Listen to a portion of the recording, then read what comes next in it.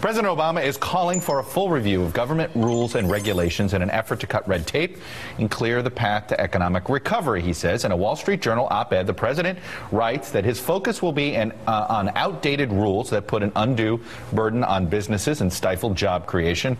Here's what he writes, quote, "This is the lesson of our history. Our economy is not a zero-sum game.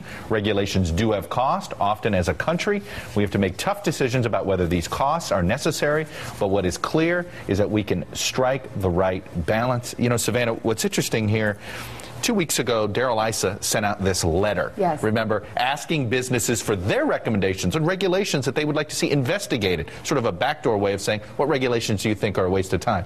This is not necessarily, and the White House wouldn't say it's a response, but almost feels like a response. Well, the first thing I thought when I read this was, wow, is this the imprint of Bill Daley, the chief of staff, right. already so soon? And then I also remembered this is something that Rahm Emanuel, the former chief of staff, talked about months and months ago. But I'm sure Darrell Issa's folks are feeling somewhat a little vindicated after being criticized for saying to business, how can we help you in terms of lightening up regulations? Now it seems the president's doing something similar. A few factoids about this. Jack Lew, the budget director, Cass Sunstein, who is sort of in charge of overseeing the regulatory process in the White House, are going to be in charge or accountable for this executive order.